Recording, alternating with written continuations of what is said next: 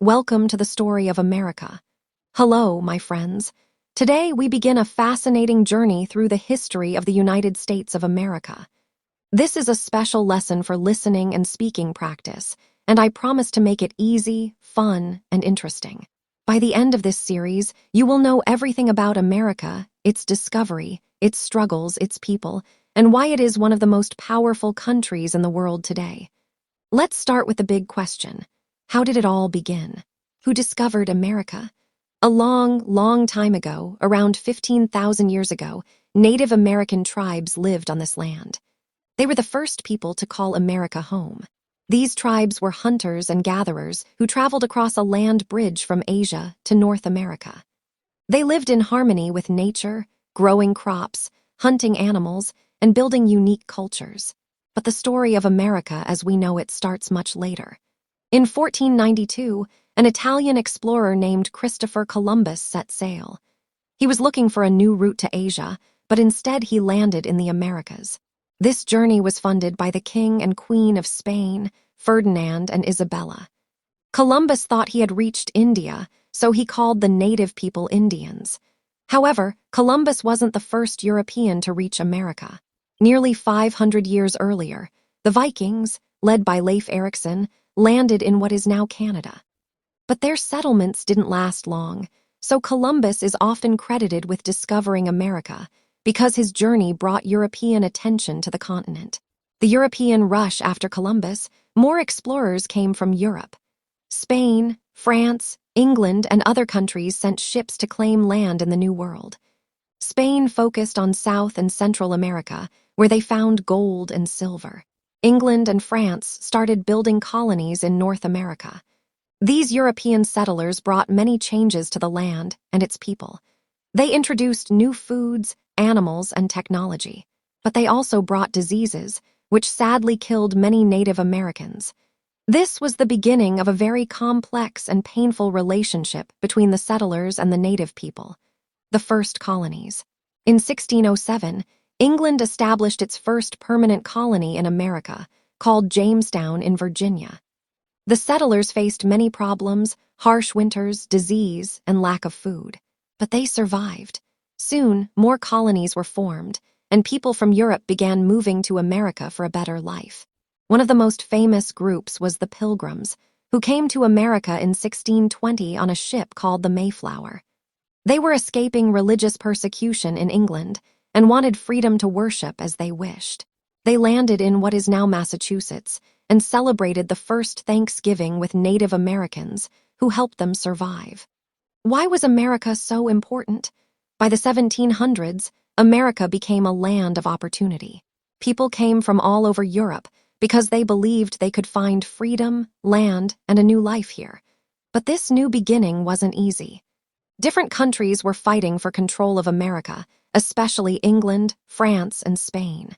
By the 1700s, there were 13 colonies along the east coast of what is now the United States. These colonies were divided into 3 regions. 1. New England colonies, like Massachusetts and Connecticut. These colonies were known for their forests, fishing, and small farms. People here often worked together as communities. 2. Middle colonies, like New York and Pennsylvania. These colonies were known as the breadbasket because they grew lots of wheat and grain. There were also many different cultures and religions here. 3. Southern colonies, like Virginia and Georgia. These colonies had large farms called plantations, where crops like tobacco, rice, and cotton were grown. Much of the hard work on these plantations was done by enslaved Africans, which was a tragic and cruel part of America's history. Life in the colonies. Life in the colonies wasn't easy. People had to build homes, grow their own food, and survive harsh winters. Families worked hard, and children often helped their parents on the farm. Schools were rare, and only a few children learned to read or write. But the colonies were also full of hope. People came here because they wanted religious freedom, land, and opportunities they didn't have in Europe. Some colonies, like Pennsylvania, were even founded as safe places for people of all religions. Conflict with Britain. Even though the colonies were in America, they were still ruled by Britain. The King of England, King George III made the laws for the colonies, and the colonists had to pay high taxes to Britain. The colonists started to feel angry. They didn't have any say in the British government, so they said, "No taxation without representation." This means they didn't want to pay taxes unless they could have a voice in making the laws. One famous example of this anger was the Boston Tea Party in 1773. Colonists, dressed up like Native Americans, snuck onto British ships and threw boxes of tea into the water. They were protesting a tax on tea. The road to independence. By the mid-1700s, the colonists were tired of being controlled by Britain. They wanted to be free to make their own laws and decisions. In 1775, a war began between the colonies and Britain. This was called the American Revolution. The colonists were led by brave leaders like George Washington, who became the commander of the American Army. Another important figure was Thomas Jefferson, who wrote a very famous document called the Declaration of Independence. This document, written on July 4, 1776, declared that the colonies were no longer part of Britain. It said that all people have the right to life, liberty, and the pursuit of happiness. This was a bold move because it meant the colonies were now at full war with one of the most powerful countries in the world. The war was tough. The British Army was big, well-trained, and had lots of weapons. The American colonists were farmers, shopkeepers, and regular people with little training. But they had something important, a strong belief in freedom. They received help from France, which provided soldiers, weapons, and ships. After years of fighting, the Americans finally won an important battle in Yorktown, Virginia, in 1781. 2 years later, in 1783, Britain officially recognized the United States of America as an independent country. The United States is born after the war. The leaders of the new country wrote the Constitution, which is a set of rules for how the country should work. They also elected George Washington as the first president of the United States in 1789. This was the beginning of a new country built on the ideas of freedom, equality, and democracy. However, these ideas didn't apply to everyone at the time. Enslaved people, women, and Native Americans were not treated equally, and it would take many years of struggle to make progress toward true equality. Now that the United States of America was born, it was time to grow. But this growth wasn't simple. It involved new opportunities, difficult challenges, and a dark chapter in American history, slavery. The expansion of the United States. After the War of Independence, the United States was still small. It was made up of just 13 states along the East Coast, but Americans had big dreams. They wanted to expand westward and explore the vast lands of North America. In 1803, something extraordinary happened. President Thomas Jefferson bought a huge piece of land from France. This was called the Louisiana Purchase, and it doubled the size of the United States.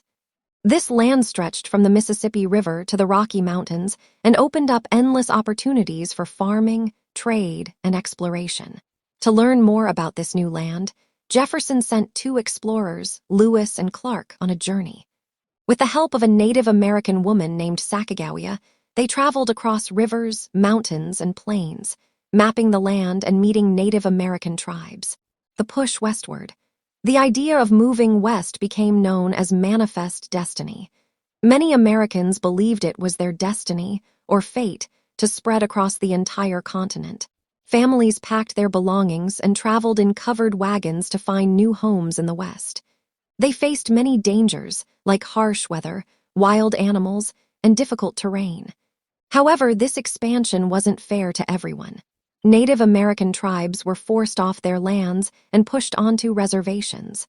This led to many conflicts and a deep sense of loss for the native peoples, whose way of life was forever changed. The rise of slavery. As America grew, so did its economy. The southern states became wealthy because of large plantations that grew crops like cotton and tobacco, but this wealth came at a terrible cost. The plantation owners used enslaved Africans to do the hard labor. These enslaved people were kidnapped from their homes in Africa and brought to America under horrifying conditions. Slavery was a brutal system. Enslaved people were treated as property, not as human beings. They worked long hours in the fields, often under the scorching sun, and lived in terrible conditions. Families were torn apart, and enslaved people had no rights or freedom. A divided nation. By the mid-1800s, America was divided into two regions with very different views on slavery. The North. Most people in the North believed slavery was wrong. They wanted to end it and give everyone a chance to live freely. Many Northerners worked in factories or owned small farms, so they didn't rely on enslaved labor. The South. The Southern economy depended on slavery. Plantation owners argued that their wealth and success would collapse without enslaved workers. This disagreement grew stronger and stronger. People in the North and South started to feel like they were living in two completely different countries. Many brave individuals fought against slavery. Some of the most famous were the abolitionists, who worked to end slavery in America. One of the most inspiring figures was Harriet Tubman, an escaped slave who became a leader in the Underground Railroad. This wasn't a real railroad, but a secret network of people and places that helped enslaved people escape to freedom in the North. Another important figure was Frederick Douglass, a former slave who became a powerful writer and speaker. He shared his story with the world and showed the horrors of slavery through his words. Books also played a big role. A woman named Harriet Beecher Stowe wrote a novel called Uncle Tom's Cabin, which showed how cruel slavery was. This book made many people in the North realize they had to take action. The road to war. By the 1860s, the tension between the North and South reached a breaking point. The Southern states wanted to keep slavery, while the Northern states wanted to stop it. In 1861, the Southern states decided to leave the United States and form their own country called the Confederacy. This started a terrible conflict called the Civil War. The Civil War wasn't just about slavery. It was also about whether the United States should stay united as one country or split into two. However, slavery was at the heart of the conflict. President Abraham Lincoln, who led the North, believed in keeping the country together and ending slavery. The Civil War begins. The Civil War was one of the darkest times in American history. It lasted from 1861 to 1865 and caused immense suffering. Soldiers fought bloody battles, families were torn apart, and entire towns were destroyed. But the war also brought hope for change. In 1863, President Lincoln issued the Emancipation Proclamation, which declared that all enslaved people in the Confederate States were free. This was a turning point, but true freedom wouldn't come until after the war ended. In 1865, the North won the Civil War. The Southern states rejoined the United States, and slavery was officially abolished with the 13th Amendment to the Constitution. This was a huge step forward, but the journey toward equality was far from over. Formerly enslaved people, now called African Americans, faced many challenges. They were free on paper, but they still dealt with racism, poverty, and unfair laws. This period of rebuilding the country after the war was called Reconstruction, and it was a difficult time for everyone. With slavery abolished, millions of African Americans were finally free. But freedom wasn't easy. Many stayed in the South, working on farms for very little pay. Others moved to cities in the North, hoping for better opportunities. During Reconstruction, the U.S. government passed new laws to help African Americans. The 14th Amendment gave them citizenship, and the 15th Amendment gave African American men the right to vote. For a short time, African Americans even held political positions and started schools. However, there was a strong backlash. Many white Southerners didn't want African Americans to have equal rights. They created unfair laws called Jim Crow laws to keep black people separate and unequal. This period was full of struggles, but it also marked the beginning of a long fight for civil rights. During the late 1800s, America experienced a massive transformation. This period is called the Industrial Revolution. What was the Industrial Revolution? The Industrial Revolution was a time when machines and factories changed the way people worked and lived. Instead of farming, many people began working in cities, building railroads, making steel, and creating new inventions. Electricity, thanks to inventors like Thomas Edison, Electricity became widely available, lighting homes and powering machines. Telephone. Alexander Graham Bell invented the telephone, making communication faster and easier. Railroads connected the country, making it possible to travel and trade across long distances. These inventions created new industries and jobs, but they also brought challenges. Factory workers often worked long hours in dangerous conditions for little pay. Many were immigrants who came to America hoping for a better life. In the late 1800s and early 1900s, millions of people from Europe, Asia, and other parts of the world immigrated to America. They came through places like Ellis Island in New York, where they were checked for health and allowed to enter the country. These immigrants built railroads, worked in factories, and contributed to America's growth. But they also faced discrimination and poverty. Despite the challenges, they held on to the idea of the American dream, the belief that anyone could succeed in America with hard work and determination. During this time, America continued to grow. The government encouraged people to move west by giving them free land through the Homestead Act.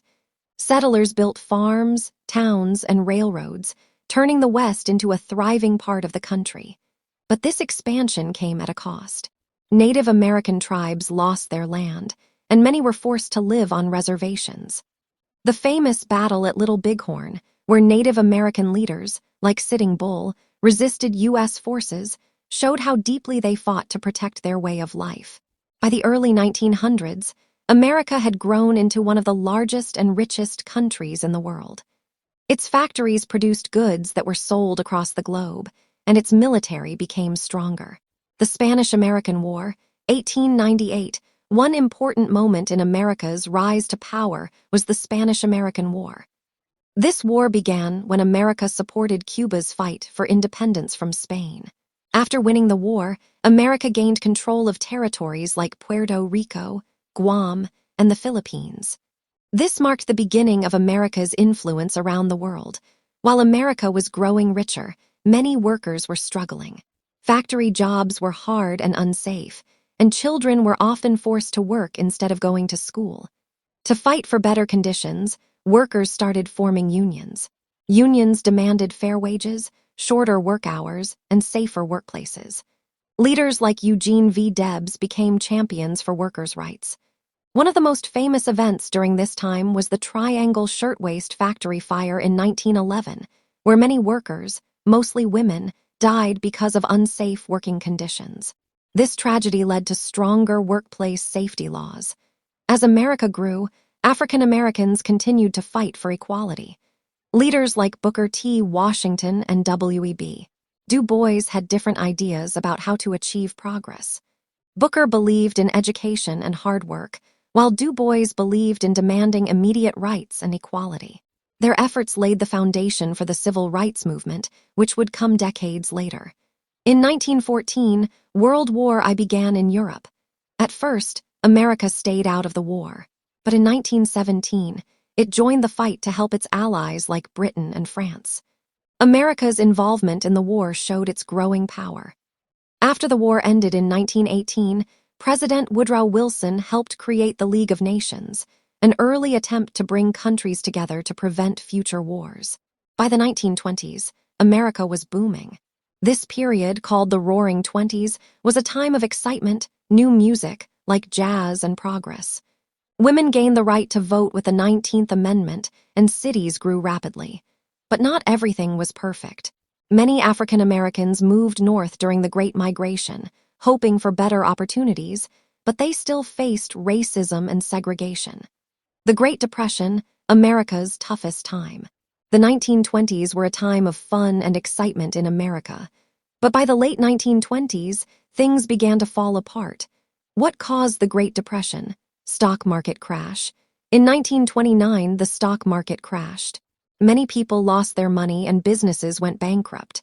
Unemployment, millions of people lost their jobs. Families struggled to buy food and pay rent. Bank failures. Banks ran out of money and people lost their savings. This time was called the Great Depression because it was the worst economic crisis in American history. People stood in long lines for free food, called bread lines, and many became homeless. How did America survive the Great Depression? In 1933, a new president, Franklin D. Roosevelt, FDR, took office. He created a series of programs called the New Deal to help people and rebuild the economy. Jobs programs, the government hired people to build roads, schools, and bridges. Social Security. FDR started Social Security, which gave money to older people who couldn't work anymore. Banks and farms. New laws helped banks and farmers recover. FDR gave hope to Americans through his fireside chats, radio talks, where he explained his plans in simple language. In the 1930s, while America was recovering from the Great Depression, trouble was brewing in Europe and Asia. Germany, led by Adolf Hitler, was trying to take over Europe. In Asia, Japan was invading other countries. Why did America join the war? At first, America stayed out of World War II, which began in 1939. But on December 7, 1941, Japan attacked a U.S. naval base in Hawaii called Pearl Harbor. This attack shocked the nation. And the next day, America declared war on Japan, Germany, and their allies. The home front. Americans worked together to support the war. Factories made weapons instead of cars, and women like Rosie the Riveter worked in jobs that men had left to join the army. D-Day. In 1944, American and Allied forces landed in Normandy, France, to push back German forces. This was a turning point in the war, victory in Europe and Japan. In 1945, Germany surrendered. Later that year, the U.S. dropped atomic bombs on Hiroshima and Nagasaki in Japan, ending the war. World War II made America one of the most powerful countries in the world. Its economy was strong, and its military was unmatched. After World War II, the world was divided into two main powers. One, the United States, which believed in democracy and capitalism. Two, the Soviet Union, USSR, which believed in communism. This rivalry was called the Cold War because it wasn't fought with weapons, but with ideas, technology, and influence. The space race, the US and USSR competed to explore space. In 1969, the US became the first country to land astronauts on the moon. The Cuban Missile Crisis. In 1962, the world came close to nuclear war when the USSR placed missiles in Cuba, just 90 miles from the US.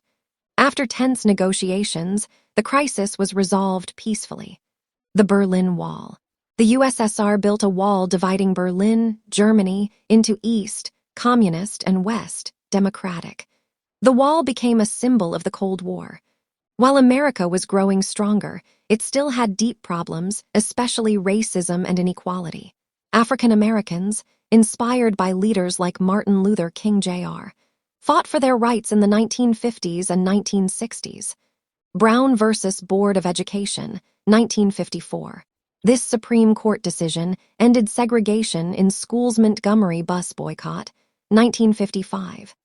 After Rosa Parks refused to give up her seat on a bus, African Americans boycotted buses to protest segregation. March on Washington, 1963. Over 250,000 people gathered in Washington, D.C., where Martin Luther King Jr. gave his famous I Have a Dream speech.